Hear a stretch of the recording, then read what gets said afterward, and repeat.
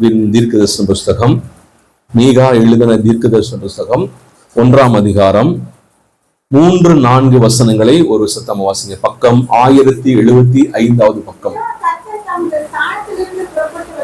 கர்த்தர் தமது ஸ்தானத்திலிருந்து புறப்பட்டு வருகிறார். அவர் இறங்கி பூமியின் உயர்ந்த இடங்களை மிதிப்பார். மெழுகு அக்கினிக்கு முன்பாக உருகிறது போலவும் பிளக்கிறது போலவும் பர்வதங்கள் அவர் கீழே உருகி பள்ளத்தாக்குகள் பிளந்து போகும். சொல்லாமா? எல்லாரும் எடுத்துறீங்களா? மீகா 1ஆம் அதிகாரம் பக்கம் 1075வது பக்கம். எல்லாரும் எடுத்துக்கங்க. நம்ம எல்லாம் சேர்ந்து வாசிக்க போறோம். 3-4 வசனங்கள் சேர்ந்து வாசிக்கலாமா? இதோ கர்த்தர் தமது ஸ்தானத்திலிருந்து புறப்பட்டு வருகிறார். அவர் இறங்கி பூமியின் உயர்ந்த இடங்களை மிதிப்பார். மெழுகு அக்கினிக்கு முன்பாக உருகிறது போலவும் மலையில் இருந்து பாயும் தண்ணீர் தரையை பிளக்கிறது போலவும் பர்வதங்கள் அவர் கீழே உருகி பள்ளத்தாக்குகள் பிளந்து போகும். ஆமென். அல்லேலூயா. ஆண்டவர் அவருடைய பிரசன்னத்தை எங்கெல்லாம் அவருடைய பிரசனம் வருகிறதோ அங்க ஒரு மாற்றம் உண்டாகிறது. அங்க காணப்படுகிற மலைகள் உருகி அங்க ஒரு மாற்றம் உண்டாகிறது. அல்லேலூயா சொல்லாமா?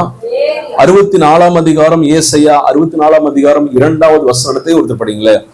64ஆம் அதிகாரம் ஏசாயா 64:2. வானங்களை கிழித்து இறங்கி உருக்கும் அக்கினி எரியுமா போலவும்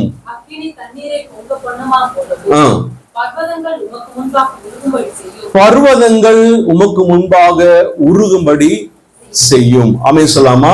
ஆண்டவர் வானத்தை கிழித்து ஆண்டோடைய பிரசன்னத்தை எங்கெல்லாம் வைக்கிறாரோ அந்த பர்வதங்கள் உருகி அங்கு வெந்து உருகி போகும். அல்லேலூயா. இன்னொரு வசனம் படிக்கலாம். 144வது சங்கீதம் 5வது வசனம். சங்கீதம் 144:5.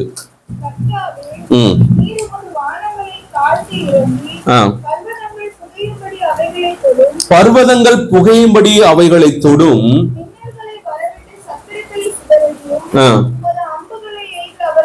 போதும். பர்வதங்கள் புகையும்படி நீர் வானத்திலிருந்து இறங்கி வரும். அலையிலே சொல்லுங்க, சத்தமா அலையிலே சொல்லுங்க. இன்னைக்கு நம்ம வாசிக்கிற ஒரு அழிந்து நம்ம தியானிக்கிற ஒரு காரியம் என்னன்னா, தேவ பிரசனமும் பர்வதமும். தேவ பிரசனம் நாம் சந்திக்கிற பர்வதமும். அல்லேலூயா. சத்தமாலையிலே சொல்லுங்க.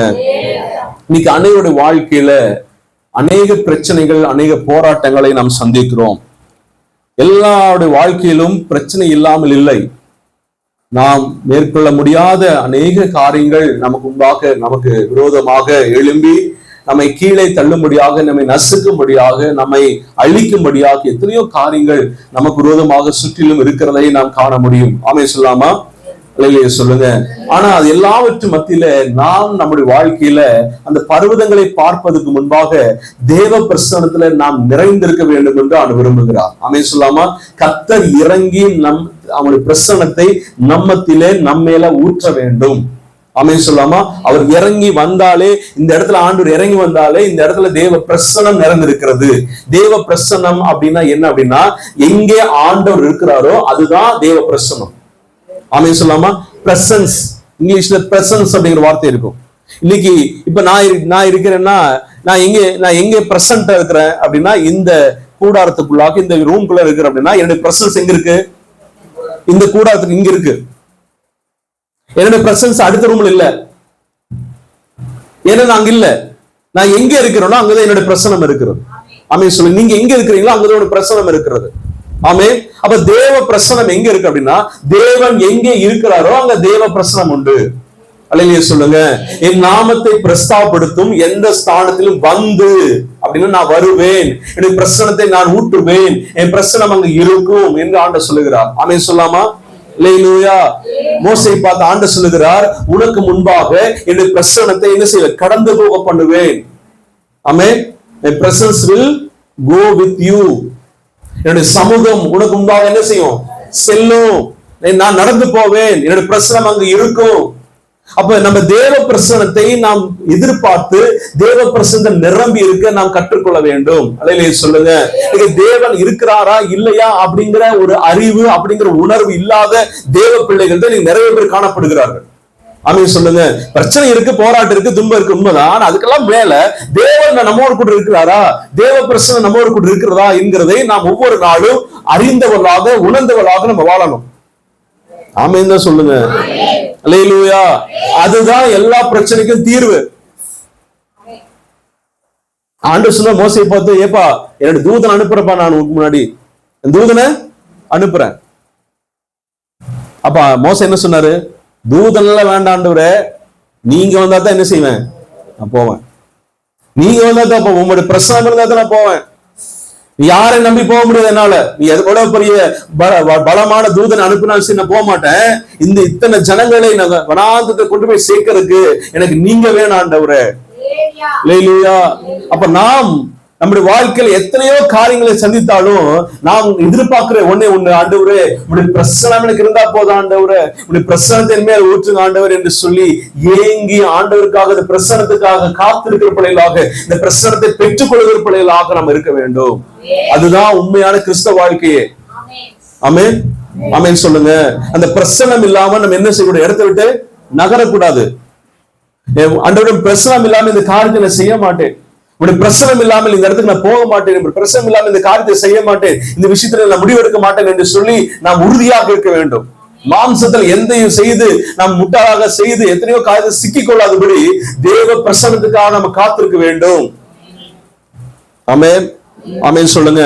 அப்படி தேவ பிரசனம் வந்துருச்சுன்னா எல்லா சூழ்நிலையிலும் மாறிவிடும். ஆமென். தேவ பிரசனம் முக்கியம். ஆனா அதுக்கு முன்னாடி நம்ம வாழ்க்கையில எது அதிகமாக பிரச்சனையா இருக்கு அப்படின்னா, அநேக பர்வதங்கள் அநேக பர்வதங்கள் தடையா இருக்கிறது. பர்வதங்கள் அப்படின்னா என்ன அப்படின்னு நம்ம பார்த்துருவோம். மலைகள் அல்லது பர்வதங்கள் அப்படின்னா என்ன? மவுண்டன்ஸ். பர்வதங்கள் அப்படின்னா என்ன அப்படின்னா, முதல் காரியம் நான் சொல்றேன், பலமுறை தாண்டும்படி முயற்சி எடுத்தும் தாண்ட முடியாத பிரச்சனைகள் எல்லாமே பர்வதங்கள் தான். நல்லா கவனிச்சுங்க. பலமுறை அதை தாண்டி போய்விட வேண்டும், இதை நாம் மேற்கொண்டு போய்விட வேண்டும் என்று சொல்லி முயற்சி எடுத்தும் தாண்ட முடியாத பிரச்சனைகள், நாம் சந்திக்கிற வாழ்க்கையில சந்திக்கிற எல்லா பிரச்சனைகளுமே அது பர்வதம் என்று வேதம் சொல்லுகிறது. ஆமென் சொல்லுங்க. பர்வதம் ஒரு மலை அப்படின்னு அப்படி இருக்கும், நல்ல உயர்ந்த பெரிய ஹைட்டா இருக்கும். அது அவளை தாண்டி போக முடியாது. எவ்வளவு முயற்சி பண்ணாலும் என்ன செய்ய முடியல, தாண்டி போக முடியல. என் வாழ்க்கையில பாஸ்டர் நிறைய பிரச்சனை இருக்கு, எல்லாமே பெரிய பெரிய பர்வதமா இருக்கு. எவ்வளவு முயற்சி பண்ணிட்டேன், எவ்வளவு நான் போராடி பார்த்துட்டேன், என்னால தாண்ட முடியல, என்னால மேற்கொண்டு அதுக்கு பின்னாடி போக முடியல, அது தாண்டி அடுத்த ஸ்டேஜுக்கு போக முடியல, முன்னேற முடியல என்று சொல்லி எதெல்லாம் நீங்க சொல்லுகிறீர்களோ அதெல்லாம் உங்க வாழ்க்கையில பர்வதமாக காணப்படுகிறது. எதுவும் சொல்ல புரியுது? அல்லேலூயா. அவ தாண்ட முடியாத, மேற்கொண்டு முன்னேறி செல்ல முடியாத தடையா இருக்கிற எல்லா பிரச்சனைகளும் அது பர்வதமாக நம்ம வாழ்க்கையில காணப்படுகிறது, மலைகளாக காணப்படுகிறது. ஆமென் ஆமென் சொல்லுங்க. ஒரு 2000 அடி மலை, நம்ம நீலகிரி மலை எடுத்துக்குவோம், 2500 அடி 2800 அடி இருக்கு நினைக்கிறேன். அந்த மலையை தாண்ட முடியுமா? சாதாரணமாக முடியாது, தாண்டவே முடியாது. ரொம்ப பிரயாசப்படும், ரொம்ப கஷ்டம். அதே ஒரு பெரிய ஏரோப்ளேன்ல ஏறிக்கு வந்துட்டு மலைக்கு மேல பறந்தோம்னா அப்படியே கீழேந்து உயர உயர உயர அந்த ஏரோப்ளேன் பறந்தோம்னா மேல பறந்து ஒரு 4000 அடி பறந்துட்டு கீழே மலையை பார்த்தீங்கன்னா என்ன சொல்லுவீங்க? அட இதுதானா, நான் தாண்டிட்ட பாத்தியா என்று சொல்லி நம்ம சொல்லுவோம் இல்லையா? சொல்லுங்க, சொல்ல புரியுது இல்லையா? இல்லையா? பாண்ட சொல்லு காரியம், நீ மலையை தாண்ட முடியல, உண்மைதான். அது பர்வதமா இருக்கிறது உண்மைதான். ஆனா நீ இருக்கிற வண்ணமாக நீ பார்த்தீங்க அந்த மலை உன்னை மூடுற அளவுக்கு, உன்னை அழிக்கிற அளவுக்கு அது பெரிய பர்வதமா தெரியலாம். ஆனா நீ என்ன செய்யணும்னா, நீ தேவ பிரசன்னத்துல நீ உயர உயர உயர உயர நீ பறக்கணும். நீ தேவ பிரசன்னத்தை நிரம்பி நிரம்பி நிரம்பி நீ உயர உயர உயர தேவ பிரசன்னம் காத்திருந்து காத்திருந்து காத்திருந்து தேவ பிரசன்னம் நிரம்ப நிரம்ப நிரம்ப உயர பறந்து. ஏன்னா எவ்வளவு பெரிய மலையா இருந்தாலும் சரி உன்னால தாண்ட முடியும் என்று வேதம் சொல்லுகிறது. அல்லேலூயா. தேவ பிரசன்னம் மட்டுமே மலையை தாண்ட உதவி செய்யும். ஆமென் ஆமென் சொல்லுங்க. தேவ பிரசன்னம், தேவ பிரசன்னம் எங்க கிடைக்கும்? அபிஷேகத்துல தேவ பிரசன்னம் உண்டு, ஜெபத்துல தேவ பிரசன்னம் உண்டு, ஒப்பு கொடுத்தலுடைய ஜெபத்துல தேவ பிரசன்னம் உண்டு. எங்க அர்ப்பணிப்பின் ஜெபம் இருக்கிறதோ அங்க தேவ பிரசன்னம் வரும். ஆமென். உங்க ஜெபத்துல அர்ப்பணிப்பு அதிகமா இருக்கணும். உங்க ஜெபத்துல உங்களை ஒப்பு கொடுக்கிற விஷயங்கள் அதிகமா இருக்கணும்.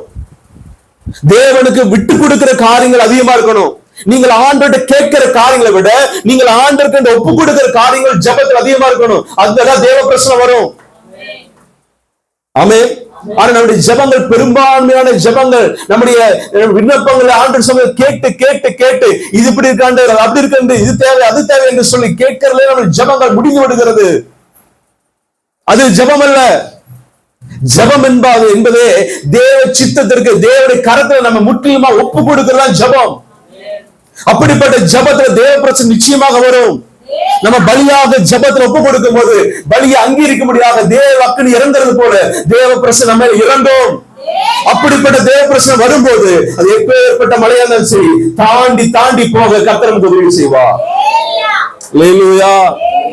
தேவ பிரசன்னம் தான் நம்மை மலைகளை தாண்ட உதவி செய்கிறது. ஆமென்.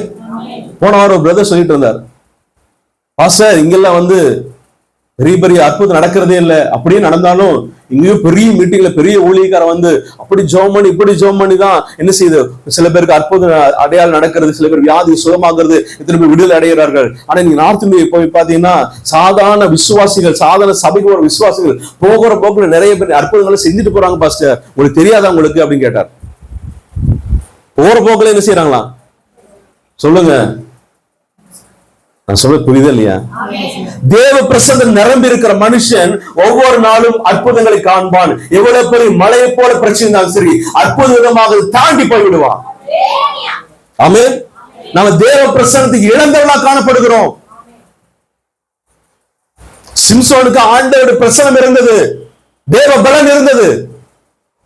ஆனா அடிக்கடி அடிக்கடி அடிக்கடி ஆண்டவர் எச்சரித்தும் எச்சரித்தும் எச்சரித்தும் அதை கேளாதபடி திரும்ப திரும்ப திரும்ப வேசியின் படியில படுத்து அந்த வேசியோட சத்தத்தை கேட்டு கேட்டு கேட்டு கேட்டு ஒரு நாள் தேவ சமூகத்தில் இருக்கிற தேவ பிரசன்னத்தை இழந்து போனான், தேவ பலன் இழந்து போனான். வேதம் சொல்லுகிறது அவனுக்கு பலன் இழந்து போனதை தெரியாமல் வழக்கம் போல என்ன செய்யறான்,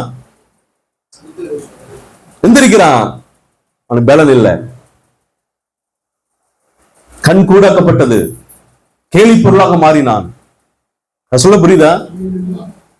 அடிக்கடி அடிக்கடி அடிக்கடி நீங்க தேவ சமூகத்தில் வெளியே போனீங்கன்னா உங்களை பலவீனப்படுத்திடுவான் பிசாசு, கண்களை கூடாய் கொடுவான். தேவ பிரசன்னத்தை உணர முடியாத அளவுக்கு நீங்க தேவ பிரசன்னத்தை விட்டு நம்ம வெளியே வெளியே செல்லுகிற அநேக காரியங்களை பிசாசு நம்ம முன்னாடி வைத்திருக்கிறான். நீங்க அன்னையோட டிவி ஒரு மனுஷனுடைய தேவ பிரசன்னத்தை விட்டு அவன் தூரம் கொண்டு போய் விடுகிறது. செல்போன் ஒரு மனுஷனுடைய தேவ பிரசன்னத்தை விட்டு ரொம்ப தூரம் கொண்டு போய் விடுகிறது.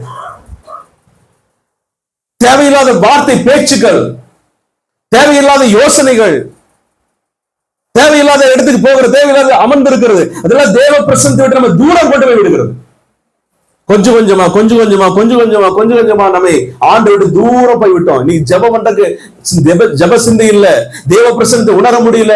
இது தேவன் பேசுகிறாரா இல்லது மனுஷன் பேசுகிறாரா இல்ல பிசாசு பேசுகிறான் என்று உணர முடியாத அளவுக்கு தேவ பிரசன்னத்தை இழந்து போய்விட்டோம். இன்னைக்கு மலைகளும் பெருகிவிட்டது, பர்வதங்களும் நம்ம பெருகிவிட்டது. நான் சொல்றேன், நீ எவ்வளவு பெரிய பருவம் வந்தாலும் நீங்க தேவ பிரசன்னம் அமராம பர்வதங்கள் உங்களால் தாண்டவே முடியாது. ஆமென். பர்வதங்களை தாண்டுவதற்கு ஆண்டவர் தேவ பிரசன்னத்தை நமக்கு கிருபையாக கொடுத்திருக்கிறார். ஆமென். இவ்வளோ பெரிய மழை இருக்குது.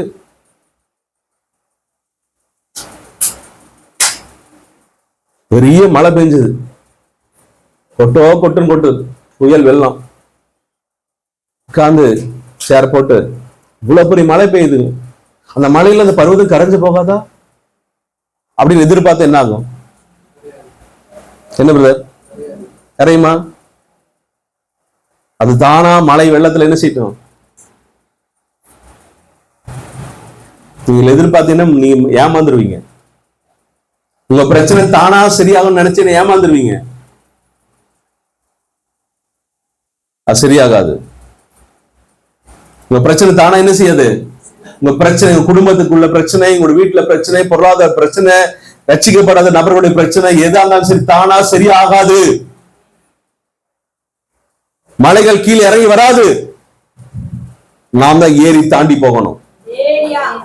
நான் மேல போகணும், பிரசன்னத்துல மேல போகணும், தேவ சமூகத்துல மேல போகணும். அது தாண்டுவதற்கு கர்த்தர் உதவி செய்வார். அல்லேலூயா. வாசிங்க ஏசாயா 41 அதிகாரம் 14-14 இருந்து வாசிங்க. யாக்கோபு என்னும் பூச்சியே, சிறு கூட்டமே, பயப்படாத, நான் உன் கூட இருக்கிறப்பா. தேவ பிரசன்னம் அதுதான். நான் உனக்கு என்ன செய்யறேன்? துணை நிற்கிறேன், நான் கூட இருக்கிறேன். வாசிங்க.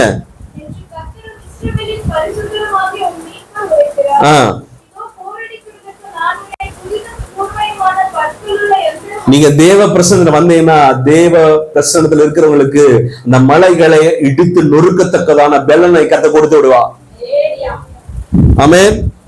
மலைகளை பெயர்த்து பதறுக்கொப்பாக்கவே, அது தூசா போயிடும். எப்போ? கர்த்தர் நம்மோடு கூட இருக்கும்போது, தேவ பிரசன்னம் நம்மோடு கூட இருக்கும்போது, தேவ பிரசன்னம் நிரம்பி இருக்கும்போது. ஆமென், ஆமென் சொல்லுங்க. இந்த சபை ஜெபிக்கிறவங்களுக்கு எப்போதும் திறந்திருக்கும்.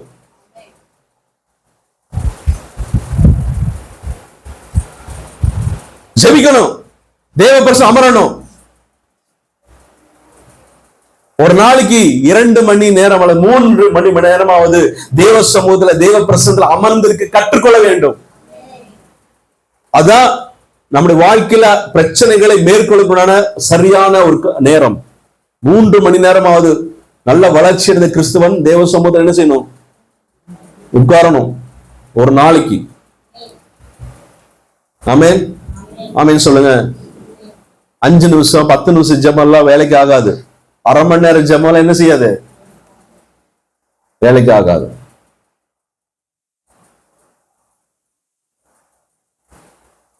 மூணு நேரம் என்ன செய்யணும்? தவறாம சாப்பிடுறோம். ஒரு நேரம் கொஞ்சம் லேட் ஆனாலும் உடனே அலாரம் அடிக்குது. சொல்லுங்க, கவனம் செதறுது. ஐயோ முடியல, கோபம் வருது, டென்ஷன் வருது, எல்லா மாற்றங்கள் வருது. எப்போ? நேரத்து நேரம் உள்ள. ஆமா, ஆனா ஜோமல்ல அப்படின்னு யாருக்கு ஒரு ஏக்கம் வருதா? யாரும் தலையாட்டுங்க. வரமாட்டேங்குது நிறைய பேர்.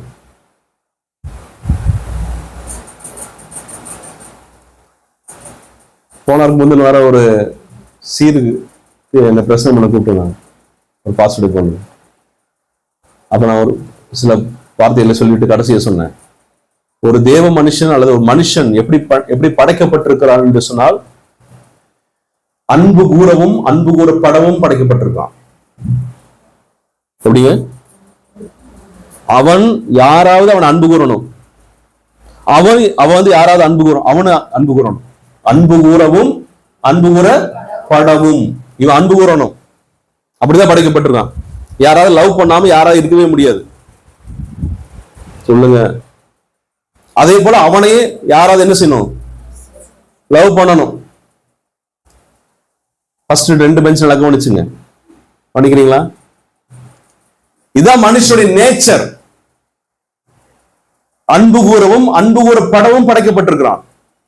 அவனை யாராவது அன்பு கூறுவான்னு அவன் என்ன செய்வான்? யாராவது என்ன செய்வான்? அன்பு கூறுவான். இதான் மனுஷன் நேச்சர். இப்படிப்பட்ட இயற்கையில படைக்கப்பட்ட மனுஷனை பார்த்து ஆண்டவர் சொல்றாரு, நான் உன் மேல் அன்பு கூறுவது போல நீ என் மேல் எப்படி இரு, அன்பு கூறு.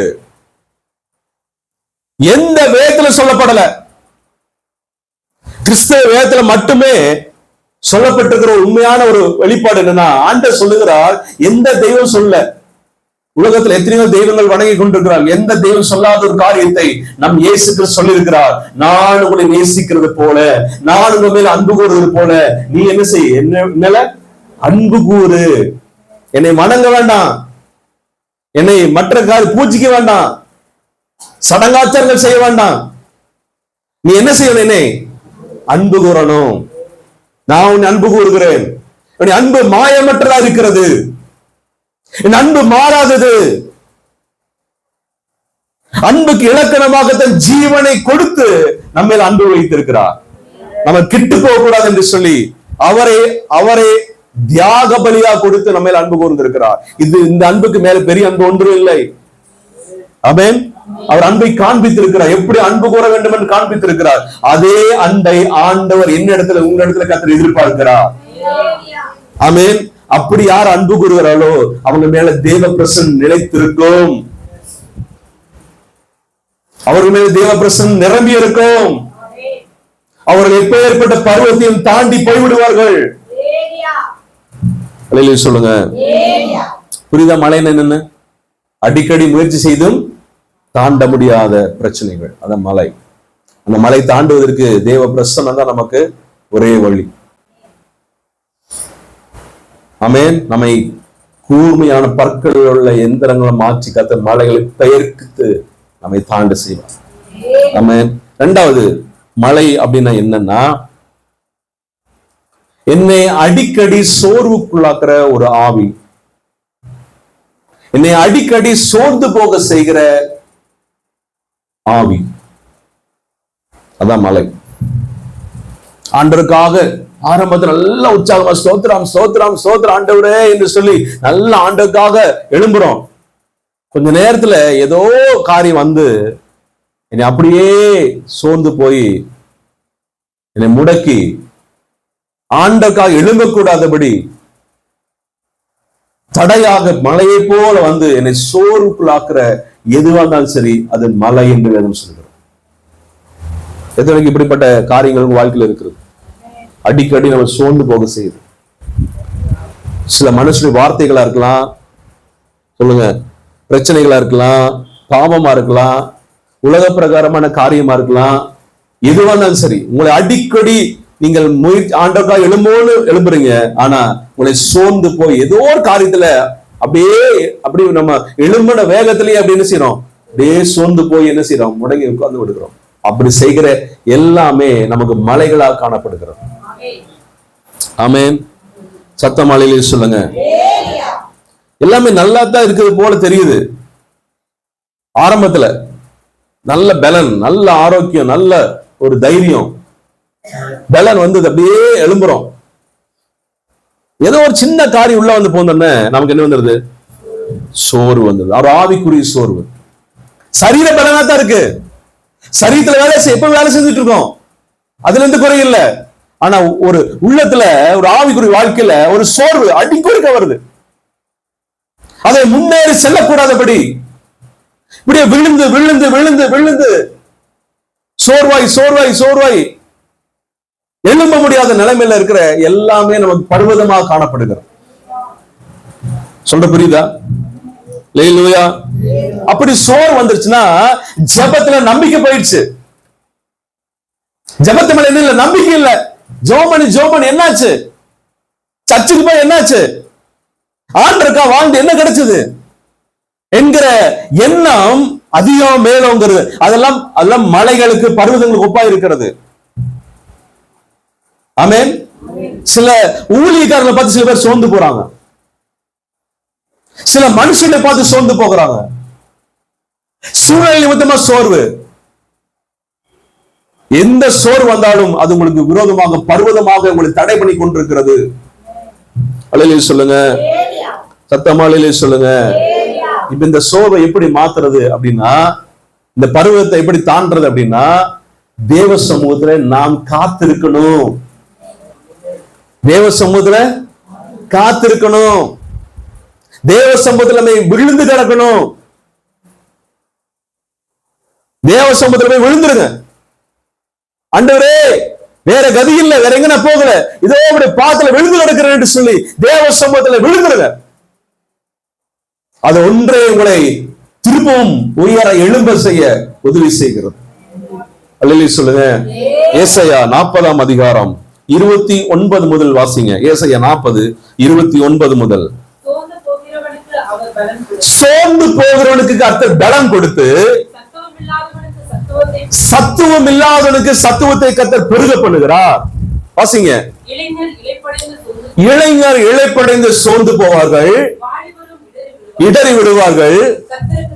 கர்த்தருக்கு காத்திருக்கிறவளோ தேவ சமூகத்துல விழுந்து கிடந்து, ஆண்டவரே என்ன செய்வது தெரியல என்று சொல்லி நீங்க பலப்படுத்தாம, நீங்க தைரியப்படுத்தாம, என்னால சோர்வு வெளியே வர முடியாது என்று சொல்லி தேவ சமூகத்தை விழுந்து கிடக்கிறவன், கர்த்தருக்கு காத்திருக்கிறவன் புது பலன் அடைந்து, இதுவரைக்கும் இல்லாத ஒரு பலன், சோர்வு நீங்க போகிற ஒரு பலன் அடைந்து கழுகை போல சிட்டையில் எடுத்து உயர உயர உயர எழுப்பி போய்விடுவான். மலைகளை தாண்டி போய்விடுவான். ஆமென். எவ்வளவு பெரிய பர்வதமா தான் சரி, அதை தாண்டி போவதற்கு கர்த்தருக்கு காத்திருக்கிறது நமக்கு ஒரு பெரிய பலனாக மாறி விடுகிறது. அல்லேலூயா சொல்லுங்க. இன்னைக்கு கர்த்தருக்கு காத்திருக்கிற நேரம் இல்ல, எல்லா அவசரம். எத்தனை பேருக்கு பஸ்ஸுக்கு காத்திருக்கிறதுக்கு, எத்தனை பேருக்கு பழக்கம் இருக்கு? நான் ஆண்டுக்கு முன்னாடி சொல்றேன், உங்களை எல்லாத்தோட நான் தான் அதிகமா பஸ்ஸுக்கு காத்து வந்திருக்கிறேன். நிறைய பேருக்கு காத்து வந்திருக்கிறேன். நான் 2 மணி நேரம்ல பஸ் காத்து, பஸ் ஸ்டாண்ட்ல ஒரே இடத்துல 2 மணி நேரம் நின்றுருக்கேன் பஸ்ஸுக்காக. அதுக்கு மேலே நின்றுருக்கேன். பாஸுக்கு அசிஸ்டண்டா இருக்கும்போது பாஸ் சொல்லுவார், தம்பி நீ வண்டி எடுத்துட்டு போய் bus stand, Gandhipuram bus stand கிட்ட நில்லு, இந்த இடத்துல நில்லு, ஒரு ஊழிக்கார் வருவாரு, நீ என்ன செய் கூட்டிட்டு வந்துரு அப்படின்பாரு. நான் என்ன செய்வேன், அவர் எந்த ஊழிக்கார வர்றாரோ அதுக்கு 1 மணி நேரத்துக்கு முன்னாடி நின்றுவேன், பார்த்துருப்பேன்.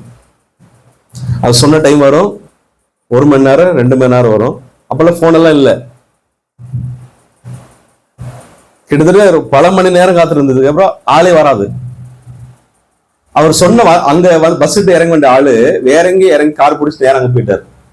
நான் என்ன செய்யறீங்க, வருவாரு இந்த ஊழிக்கார் வருவாரு வருவாருன்னு எத்தனையோ முறை எவ்வளவு இடத்துல காத்திருந்திருக்கு. காத்திருக்குதல் இருதயத்தை இழக்கப்பாங்க.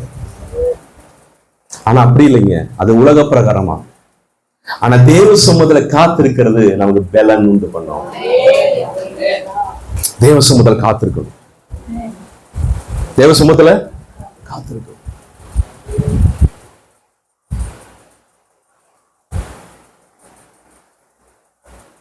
ஒரு காதலன் காதலிக்காக காத்திருப்பாங்க. எத்தனை நேரம்? யார சொல்லுங்க, எக்ஸ்பீரியன்ஸ் உள்ளவங்க சொல்லுங்க. எத்தனை நேரம் வேணாலும் காத்திருப்பாங்க, போர் அடிக்கவே செய்யாது. என்ன உள்ள அன்பு பெருக்குது சொல்லுங்க. அதே மாதிரி உட்கார்ந்து பேச ஆரம்பிச்சாங்கன்னா நேரம் போறதே தெரியல. என்னங்க பேசுனங்க, ஒண்ணுமே இல்லைங்க, சும்மாதான் பேசிட்டு இருந்தோம். 5 நிமிஷம் தான் பேசணும் போல இருந்துச்சு, பல மணி நேரம் பேசியிருப்பான். சொல்லுங்க.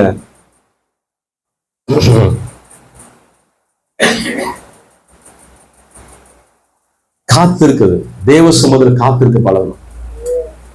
காத்திருப்பதை யாரும் வரதில்லை சொல்லுங்க. நான் கேள்விப்பட்ட பெந்தேவ சபையில, அந்த காலத்து பெந்தேவ சபையில காத்திருப்பு ஜெபம் அப்படின்னா, சனிக்கிழமை எல்லாரும் வேலைக்கு போயிட்டு வீட்டுல போய் எல்லாத்தையும் எல்லாம் சமையல் செஞ்சு எல்லாம் சாப்பிட்டு என்ன செய்வாங்க, 7 மணிக்கு வந்துருவாங்க சர்ச்சுக்கு. எத்தனை மணிக்கு? 7 மணிக்கு எல்லாம் இருட்டானா வந்துருவாங்க சர்ச்சுக்கு. எத்தனை மணி காத்திருப்பாங்க தெரியுமா? நைட்டு 12 மணி வரைக்கும் காத்திருப்பாங்க. எப்படிங்க நைட்டு? நான் சொன்னது அந்த எஸ்டேட் பகுதியில அந்த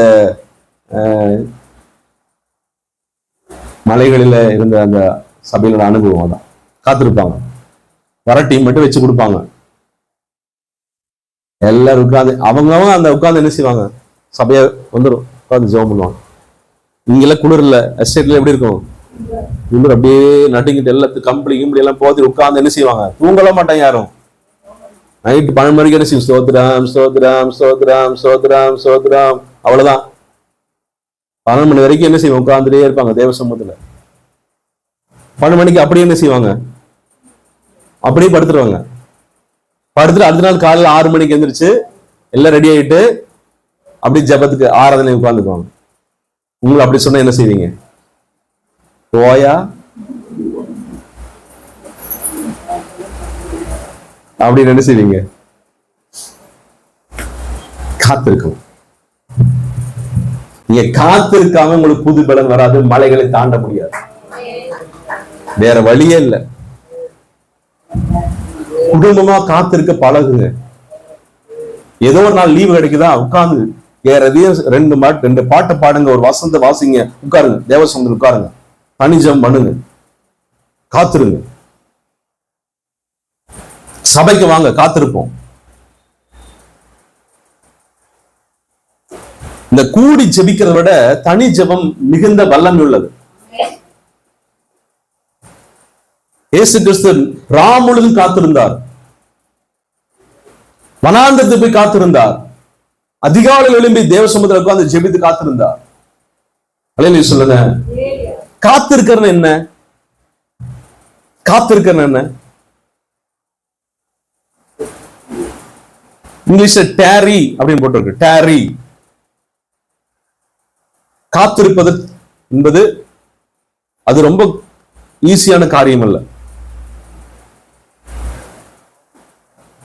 தேவ சமூகத்துல தேவன் நம்ம இடத்துல அவரா இடைப்படுறது வரைக்கும் நம்ம ஒண்ணுமே செய்யக்கூடாது. சொல்லுங்க, புரியுது என்ன சொல்றது? அவர் நம்ம இடைப்படணும், நம்முடைய ஆவியில அவர் இடைப்படணும். அது வரைக்கும் தேவ சமூகத்துல என்ன செய்யணும், காத்திருக்கணும். காத்திருக்க சமயத்துல நீங்க தியானிக்கணும், இயேசுவை தியானிக்கணும், வசனங்களை தியானிக்க பழகுங்க, அவருடைய செய்கைகளை தியானிங்க, அவர் எப்படிப்பட்டவன் தியானிங்க. அத காத்திருக்கிறது. அப்படி காத்திருக்க உள்ளான மனிதன் அவன் புதிதாக்கப்படுகிறான், பலன் அடைகிறது, மலைகளை தாண்டி போகத்தக்கதாக, சோர்வு நீங்கி பலத்தோடு எழும்பத்தக்கதாக ஒரு பலனை கர்த்தர் நமக்கு தருகிறார். அல்லேலூயா, சத்தம் அல்லேலூயா சொல்லுங்க. கர்த்தர் நம்மை ஆசீர்வதிப்பாராக.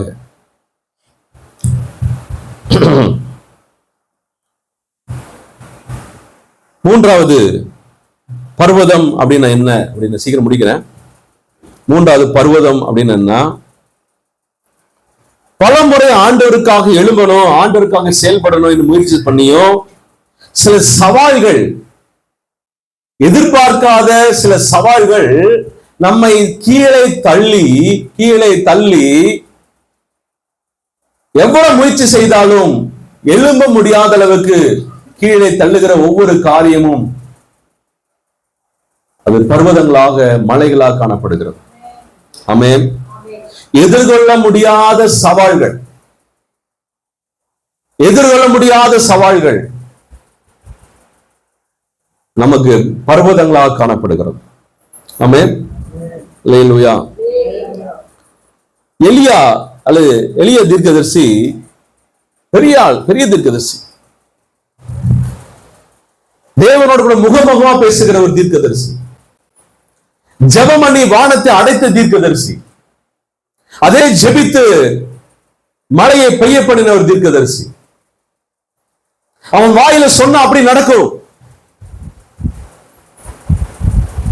அப்படிப்பட்ட தீர்க்கதரிசி 450 பாகால் தீர்க்கதரிசி விரோதமா சவால் விட்டு வானத்திலிருந்து அக்கினி இறக்கி பலியை அங்கீகரிக்க செய்த ஒரு தீர்க்கதரிசி. புரியுது என்ன சொல்றது? எல்லாம் முடிச்சிச்சு, ஜனங்கள் மத்தியில் ஒரு எழுப்பு வந்துருச்சு, கர்த்தரே தேவன் என்று முழக்கம் உண்டாயிடுச்சு. கவனிங்க, எவ்வளவு பெரிய சக்சஸ் பாருங்க. ஒரே 450 தீர்க்க வெட்டி சாச்சிட்டான், வானத்தில் அக்கினி இறக்கியாச்சு. 2 மனுஷனா குந்தி நடந்த ஜனங்களுடைய என்ன மாறி போனது, கர்த்தரே தேவன் முழக்கம் வந்துருச்சு, பெரிய எழுப்புதல் வந்தாச்சு. ஆனா அடுத்த நிமிஷம் செய்தி வருது, நாளைக்கு இந்நேரம் உன்னை கொலை செஞ்சிருவேன். ஒரு பெண் செய்தி அனுப்புறா, எசபேல் ராணி செய்தி அனுப்புறான். அந்த சவாலை இவ்வளவு பெரிய தீர்க்கதை சந்திக்க முடியாமல் சூரச் செடியில் உட்கார்ந்து, போதும் ஆண்டவரே, நான் சாகிறேன், என்னை எடுத்துக்கொள்ளும் என்று சொல்லி ஓயாமல் சொல்ல தொடங்கி விட்டான். இந்த சவாலை யார் சந்திக்க முடியல? கர்த்தருக்காக எழுப்புறது உண்மைதான், கர்த்தருக்காக முயற்சி செய்த உண்மைதான், ஜெபித்தது உண்மைதான், வானத்துல அக்கினியா இருக்கிறது உண்மைதான், எல்லாம் உண்மைதான். அல்லேலூயா சொல்லுங்க. கடந்த காலத்துல எவ்வளவு காரியத்தை ஆண்டவருக்காக செய்திருக்கலாம். இப்போ சில சவால்கள் நம்மை முடக்கி முன்னேறி செல்லக்கூடாதபடி நம்ம தடுத்து வைத்திருக்கிறது. ஆண்டவருக்காக ஊழியம் செய்யக்கூடாதபடி, ஆண்டவருக்காக ஜெப ஊழியம் செய்யக்கூடாதபடி, ஆண்டவருக்காக எழுப்பி தேவ சித்தம் செய்யக்கூடாதபடி நம்ம தடுத்துக் கொண்டிருக்கிற எல்லா சவால்களும் நமக்கு பர்வதங்களை காணப்படுகிறது. ஆமென் சொல்லுங்க. எதை சொல்ல புரியுது? அல்லேலூயா. நான் சொல்றேன், எப்பொழுது நீங்கள் ஆண்டவர் கையில உங்களை ஒப்பு கொடுத்தீர்களோ அப்பொழுதே நீங்கள் கீழே உட்காரல, கீழானவர்கள் அல்ல. கர்த்தர் உங்களை கீழே கிடந்த உங்களை கர்த்தர் உன்னதங்களில கர்த்தர் உட்கார செய்திருக்கிறார் என்பதை மறந்து போகவே கூடாது. எபேசியர் 1:3 எபேசியர் 1:3 கலகரம் படிங்க.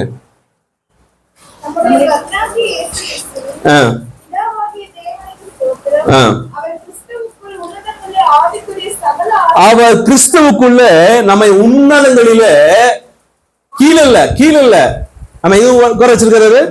உன்னதங்களில். அப்படின்னா எல்லா பர்வதத்துக்கு மேல உன்னதங்களில ஆவிக்குரிய சகல நன்மையினால் கர்த்தர் நம்மை ஆசீர்வதித்து இருக்கிறார். அல்லேலூயா சொல்லுங்க. அப்ப உன்னதங்களிலே ஆசீர்வதிக்கிற தேவன். அது 2ஆம் அதிகாரம் 7ஆம் வசனம் படிங்க.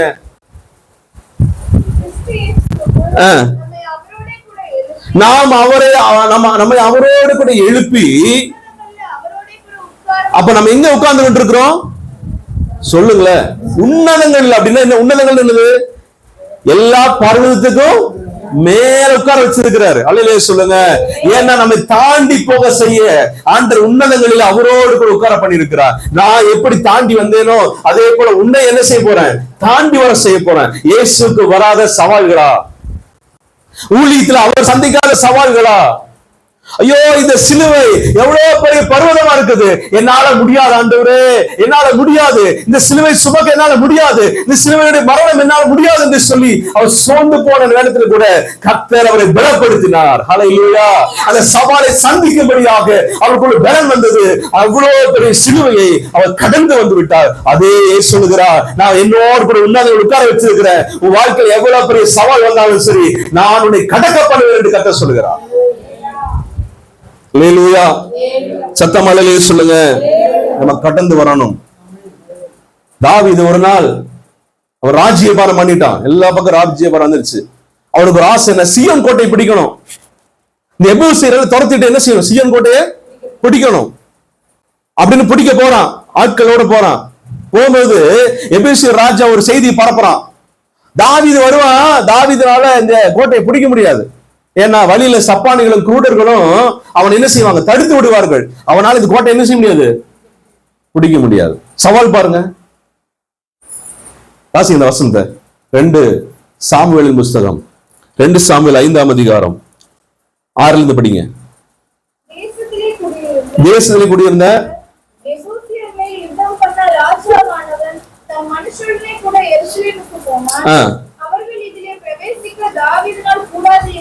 அவர்கள் இதிலே பிரவேசிக்க தாவீதினால் கூடாது என்று எண்ணி தாவீதை நோக்கி, நீ இதுக்குள்ள பிரவேசிக்க முடியாது, பிரவேசிப்பதில்லை.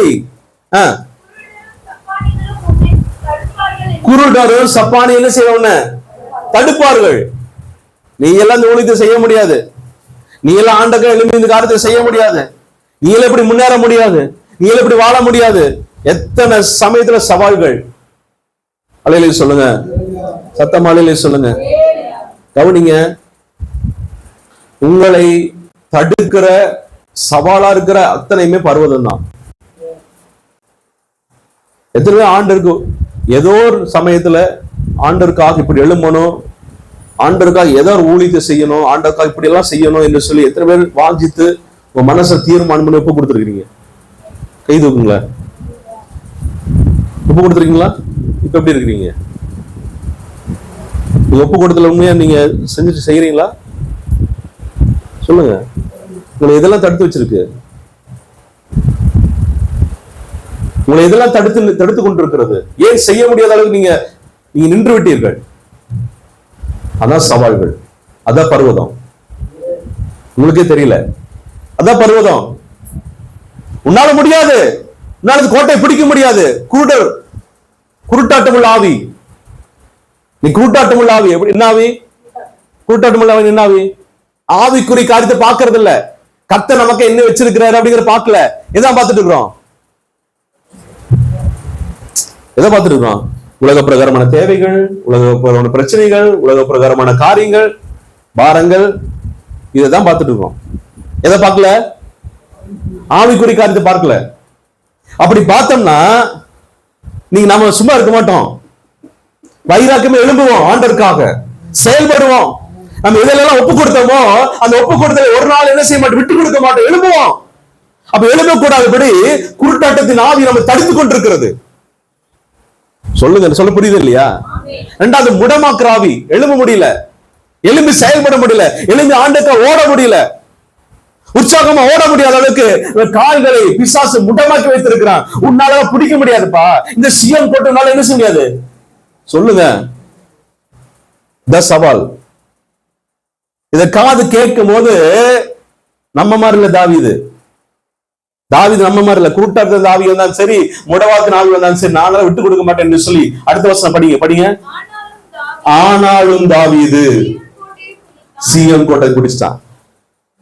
எவன் வந்து கூடனாவது முடவனாவது, எவன் வந்து எனக்கு என்ன, நான் ஆண்டவருக்காக கோலியத்தை கொன்றவன், நான் கோலியத்தை வீழ்த்துறவன், கர்த்தர் என்னோடு கூட இருக்கிறார், சிங்கத்தின் வாயை பிளந்தவன், கரடையை அடிச்சு நொறுக்கினவன்,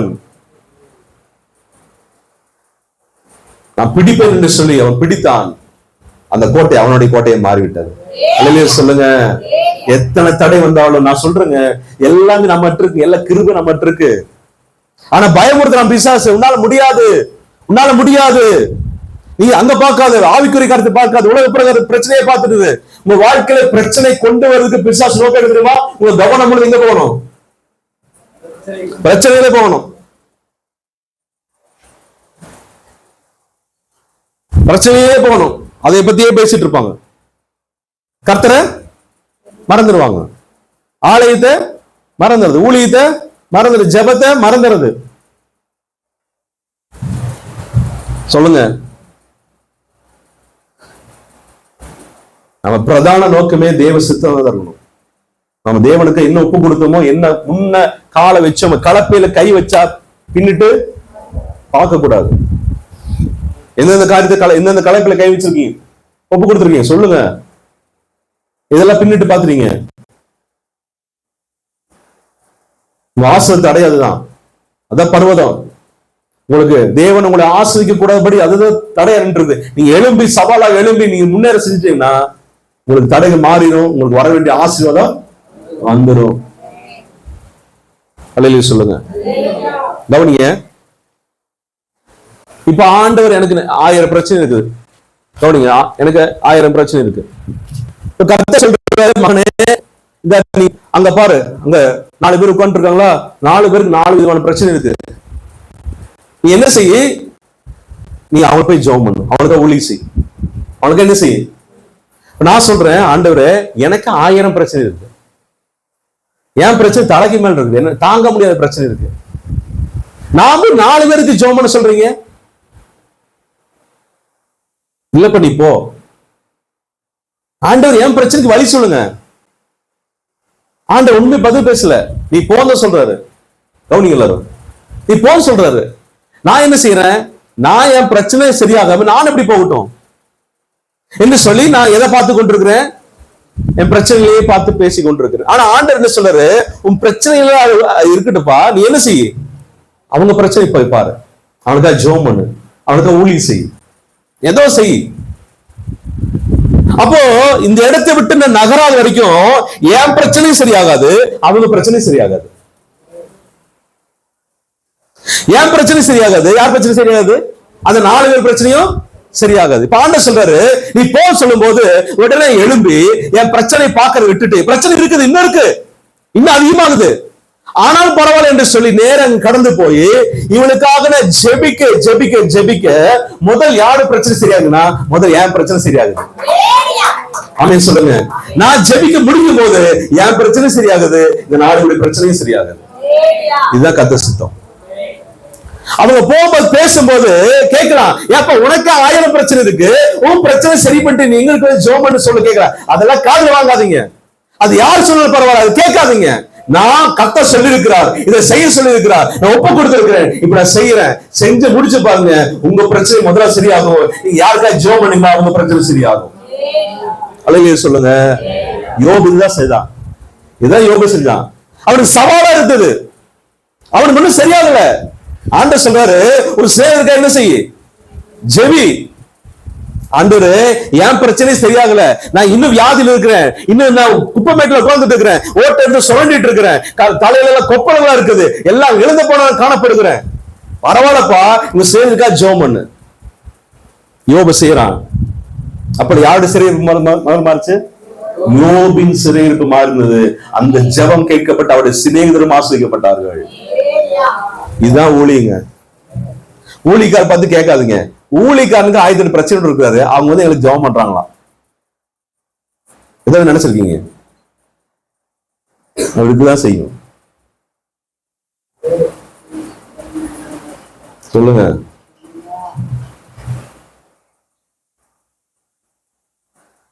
நீங்க எழுதணும், எத்தனை சவால் வந்தாலும். ஆமென் ஆமென் சொல்லுங்க. தாவீது இதுக்கு பின்னாடி ஒரு பாட்டு பாடுறான். அது 22ஆம் அதிகாரம் 2 சாமுவேல் 22ஆம் அதிகாரம் 30 வசனம் படிங்களேன். சீக்கிரம் படிங்க.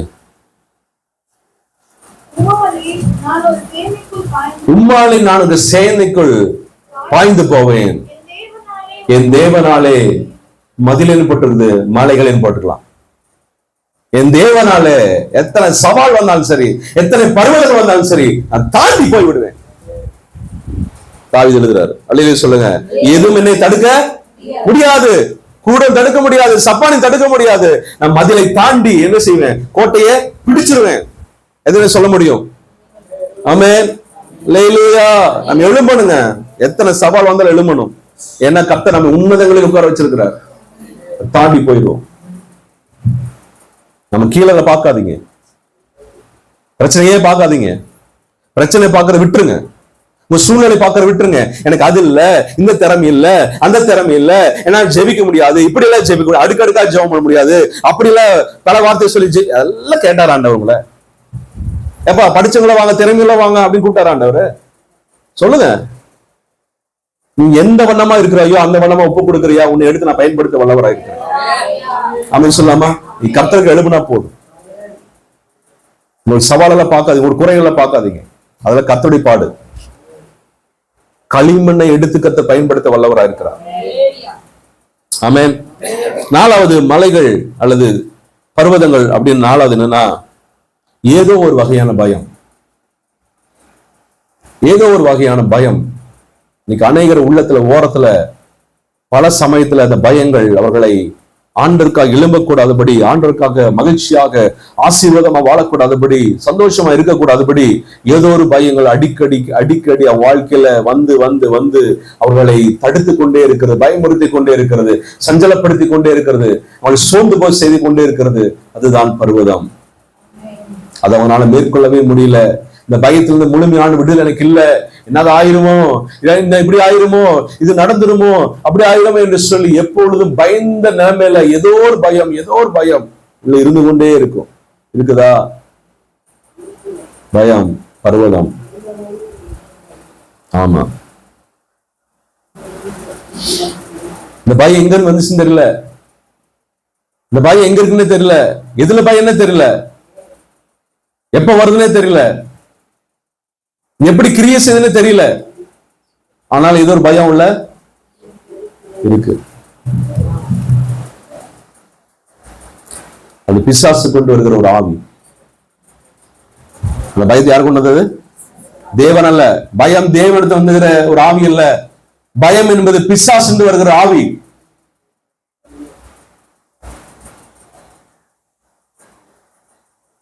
ஆண்டவர் அநேக வசனங்களை சொல்லியிருக்கிற, பயப்படாதிருங்கள், பயப்படாதிருங்கள், பயப்படாதே, நான் உனக்கு துணை இருக்கிறேன், நான் கூட தான் இருக்கிறேன், உன் பக்கத்துல தான் இருக்கிறேன், உனக்கு உதவி செய்யும்படியாக, உன்னை ஆசீர்வதிக்கும்படியாக, உன் தேவைகளை சந்திக்கும்படியாக, சூழ்நிலை மாற்றும்படியாக நான் உன்னோடு தான் இருக்கிறேன். அதனால என்ன செய்யாத, பயப்படாது. ஆமென், ஆமென் சொல்லுங்க.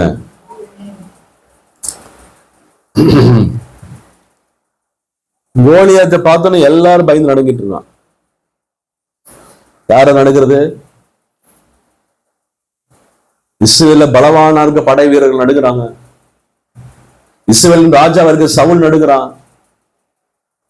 அத்தனை இஸ்ரவேல் ராணுவங்களும் அவன் கெச்சிக்கிற அந்த கெச்சிப்புக்கு எல்லாரும் பயந்து நடுக்கிறாங்க. அல்லேலூயா சொல்லுங்க. டெய்லி வருவான், சவால் விடுவான். அந்த வார்த்தை கேட்கும் போது இஸ்ரவேல் ராணுவம் நடுங்கி குகைகளிலும் கெபிகளிலும் அங்க இங்கே ஓடி என்ன செய்வாங்களா, ஒளிவார்கள். இது டெய்லி நடக்குது. நைட்ல தூங்குறாங்க, ஐயோ எப்ப விடியுமோ தெரியலையே, வருவானே, வந்தாலும் பயம் வந்துருது. நாளைக்கு என்ன நடக்குன்னு தெரியலையே, கடைக்காரன் வந்துருவானே, பயம் வந்துருது. பிரச்சனை வந்துருது, ஏதோ ஒரு பயம். ஆனா இங்க ஆடு மேய்ச்சி இருந்தவன் அவங்க அப்பா பேச்சு கேட்டு எங்க வச்சுறான், யுத்த காலத்துக்கு வரான். எல்லாரும் பாக்குற, என்னடா எல்லாம் பயந்து ஓடி நடுங்குறாங்க, என்னாச்சு? கோலியாத் வர்றான், இஸ்ரவேலின் தேவனை நிந்தித்து கொண்டு சவால் விட்டு கொண்டு வரான். ஆனா இந்த தாவீதுக்கு என்ன இல்ல, பயமே வரல, ஒரு பயம் இல்ல. எல்லாரும் ஓடுறாங்க, எல்லாரும் நடுக்குறாங்க, ராஜா நடுக்குறான், ஓடுறான். அடி தாவீதுக்கு என்ன இல்ல, பயம் இல்ல.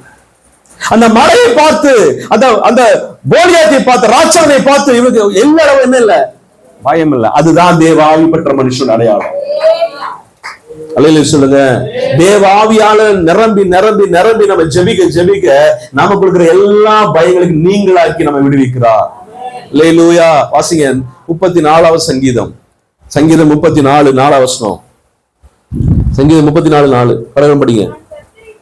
கர்த்தரை தேடினேன், அவர் எனக்கு செவி கொடுத்து என்னுடைய எல்லா பயத்துக்கும், பர்வதமாக மலையை போல இருக்கிற எல்லா பயத்துக்கும் நீங்களாக்கி என்னை விடுவித்தார். அல்லேலூயா சொல்லுங்க. கர்த்தரை தேடணுங்க, கர்த்தரை தேடணும். பயப்படுகிற நாளிலே நம்ம நம்புவேன் ஆண்டவரே, பயப்படுகிற நாளில் நீ என்னோடு கூட நம்புவேன் ஆண்டவரே, உங்களுடைய சமூகத்தை தேடுவேன் ஆண்டவரே. ஐயோ இந்த மாசம் எப்படி ஓட்டுவேன்னு தெரியலையே, தேவ சமூகத்தில் உட்கார்ந்து இதுக்கெல்லாம் பயப்படுறீங்களோ, நீங்க தேவ சமூகத்தில் கர்த்தரை தேடுங்க. அப்பொழுது எல்லா பயத்துக்கும் நம்ம நீங்களாக்கி நம்ம ரட்சிக்க கர்த்தர் வல்லவராய் இருக்கிறார். அந்த பயம் என்கிற மலையை தாண்டி வருவதற்கு கர்த்தர் நமக்கு உதவி செய்வார். அல்லேலூயா. சத்தமா அல்லேலூயா சொல்லுங்க. இந்த வார்த்தை பிரயோஜனமா இருக்கு. எத்தனை பர்வதங்களை பார்த்துட்டோம்? 4. ஒன்னொன்னா சொல்லுங்க. ஃபர்ஸ்ட் பர்வதம்னா என்ன, மலைன்னா என்ன? அடிக்கடி முயற்சி செய்தும் தாண்ட முடியாத காரியங்கள், பிரச்சனைகள், அது மலைகளாக பர்வதங்களாக. 2வது அடிக்கடி வருகிற சோர்வு, ஆவிக்குரிய சோர்வு, அது மலையில் பர்வதமாக காணப்படுது. 3வது ஆண்டவருக்காக எழும்பும் போது சந்திக்கிற ஒவ்வொரு சவால்களும் அது பர்வதங்களாக காணப்படுகிறது. 4வது ஏதோ ஒரு பயம். இந்த பர்வதங்களை, இப்படிப்பட்ட பர்வதங்களை எத்தனை பேர் வாழ்க்கையில சந்திக்கிறீங்க? அதெல்லாம் மலைதான். ஆமென். அதெல்லாம் என்னதான்? மலைகள், பர்வதங்கள். இந்த பர்வதங்கள் எப்ப உருகும் அப்படின்னா, தேவன் வரணும். தேவன் தன்னுடைய ஸ்தானத்தை விட்டு அப்படி பிரசன்னத்தை நம்ம மேல ஊற்றணும். தேவ பிரசன்னம் நம்ம மேல வந்துருச்சுன்னா மலைகள் எல்லாம் உருகி அது சமமாய்வன். ஆமென், ஆமென் சொல்லுங்க. ஆனா பல சமயத்துல ஆண்டு சொல்றாரு, மகனே நான் ஏற்கனவே எல்லாம் மலையை சமமாக்கி எல்லாத்தையும் ரெடி பண்ணிட்டேன், ஆனா நீ கொஞ்சம் என்ன செய்யணும், செயல்படணும். நான் உனக்கா எல்லா மலைகள் கொஞ்சம் சரி பண்ணிட்டேன், ஆனா நீ சமமாக்க வேண்டிய சில மலைகள் உன் கையில விட்டு வச்சிருக்கிறேன். அது யார்தான் சமமாக்கணும்? யார்தான் தாண்டணும்? நம்ம தான் தாண்டணும். ஆமென், ஆமென் சொல்லுங்க.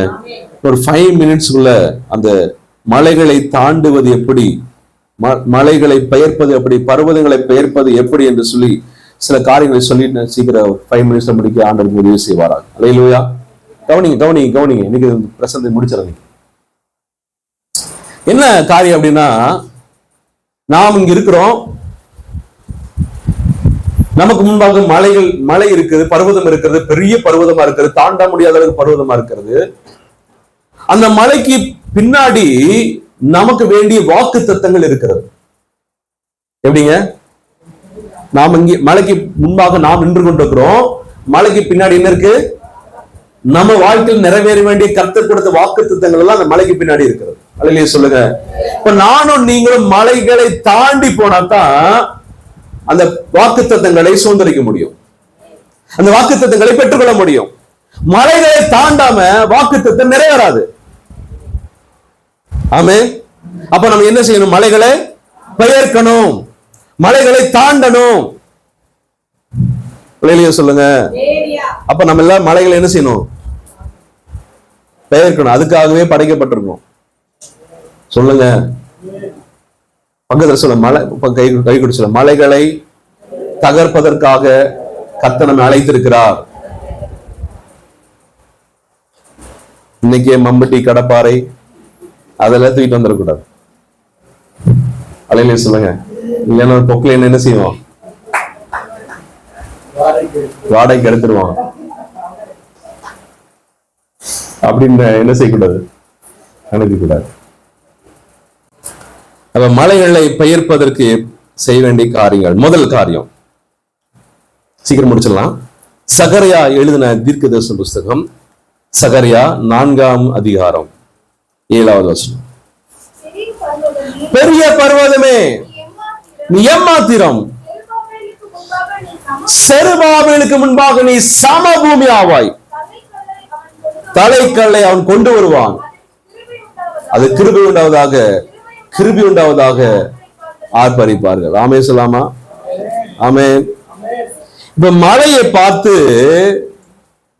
நம்ம பேசணும். எப்படி பேசணும்? எப்படி பேசணும்? அங்க எப்படி பேசப்பட்டிருக்கிறது?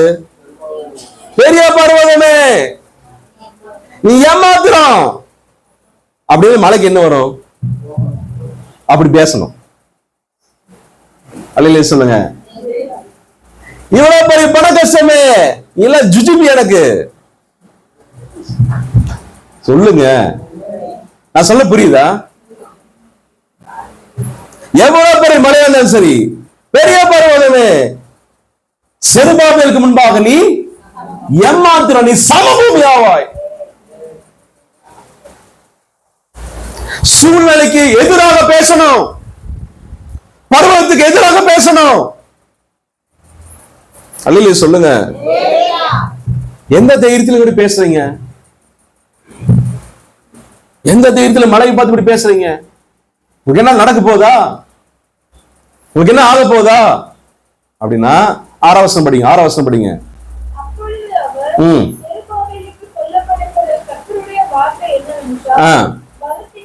பலத்தினாலும் அல்ல, பலத்தினாலும் அல்ல. கவனிங்க, என்னுடைய பலத்தில் இல்லப்பா, என்னுடைய திறமை இல்ல, எங்கட பணமோ எங்கட திறமையோ பொருளோ ஒண்ணு இல்ல, ஆள் போல ஒண்ணு இல்ல. ஆனா பலத்தினாலும் இல்ல, பராக்கிரமத்தினாலும் இல்ல, எனக்கு ஒரு ஆவியான இருக்கிறபடினால நான் சொல்லுகிறேன், எவ்வளவு பெரிய மலையா இருந்தாலும் சரி, ஏமாத்திரம். அல்லேலூயா சொல்லுங்க. என்னோட திறமை இல்ல. இன்னைக்கு நான் சொல்றேன், கர்த்தர் எனக்கு ஒரு வாக்குத்தத்தை கற்றுக் கொடுத்திருக்கிறார்.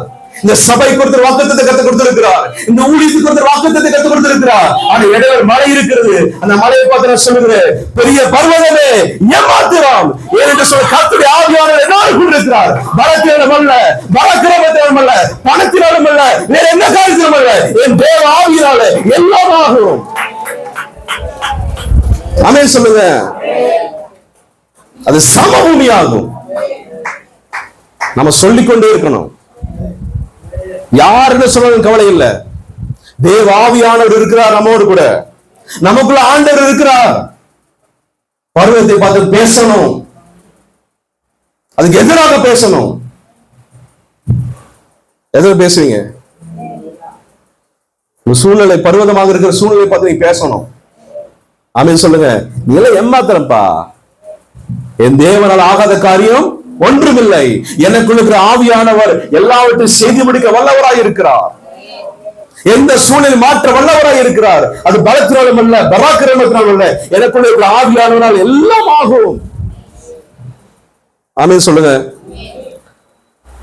அல்லேலூயா. நான் பேசணும். ஆனா பலவீனம் தாங்க, ஒண்ணுமே இல்ல, இன்னும் பருவதம் இருக்கு. ஆனா என்ன செய்யணும்? பேசணும். யோவேல் 3ஆம் அதிகாரம் 10ஆம் வசனம் படிங்க, சீக்கிரம் படிங்க. யோவேல் 3:10.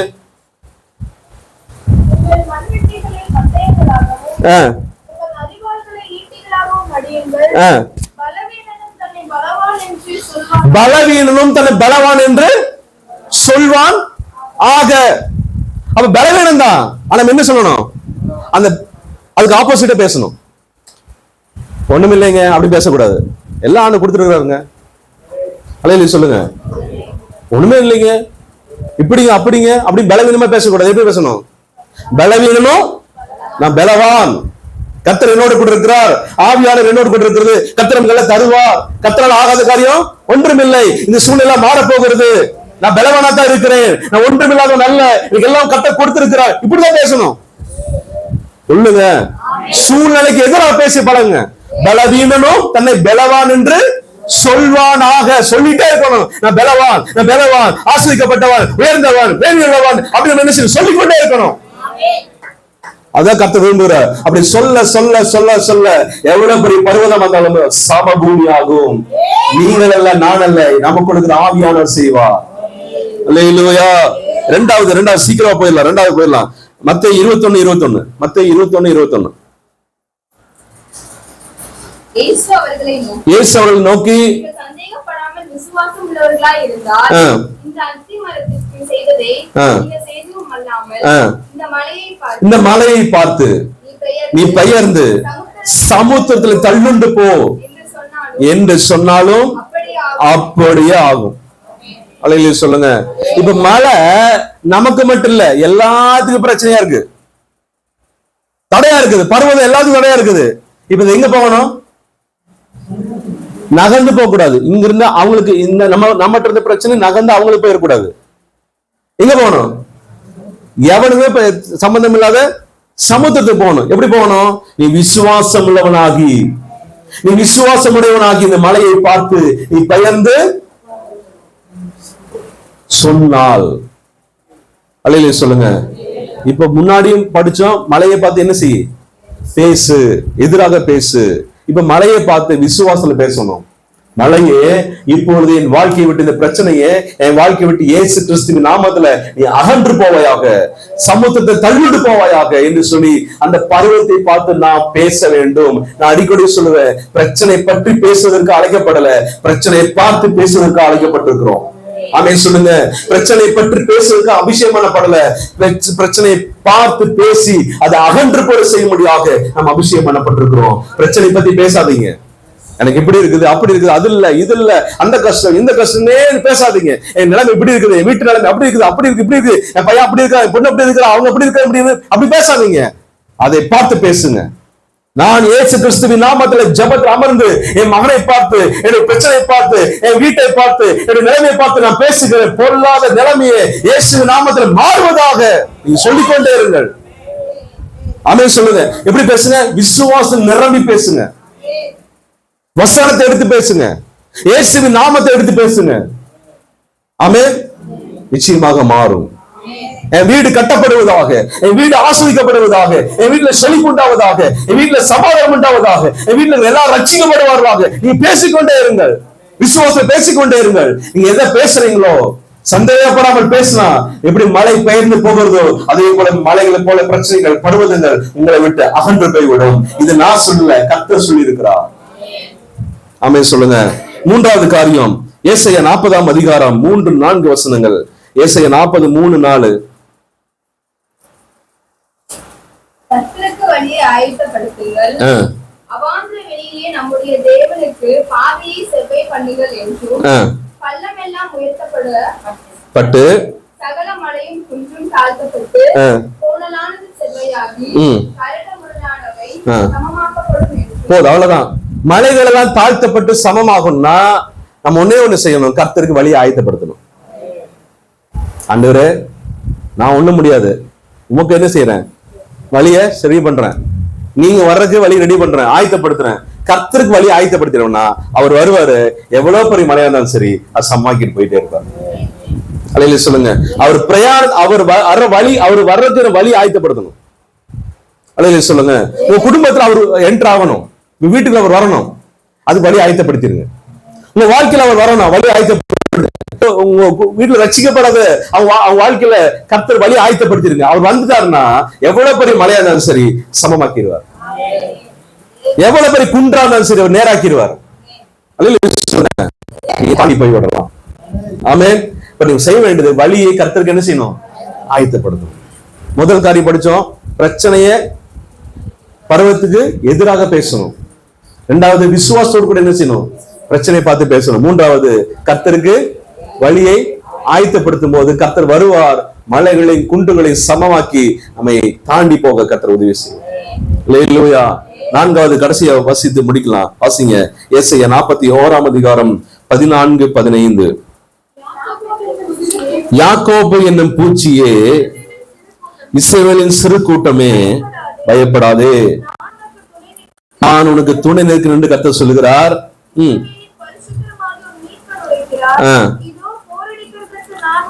இதோ போரடிக்கிறதுக்கு நான் உன்னை புதிதும் கூர்மையுமான எந்திரமாகிறேன். மலைகளை நொறுக்கி குண்டுகளை பதருக்கு ஒப்பாக்குவாய். ஆமென் சொல்லுங்க.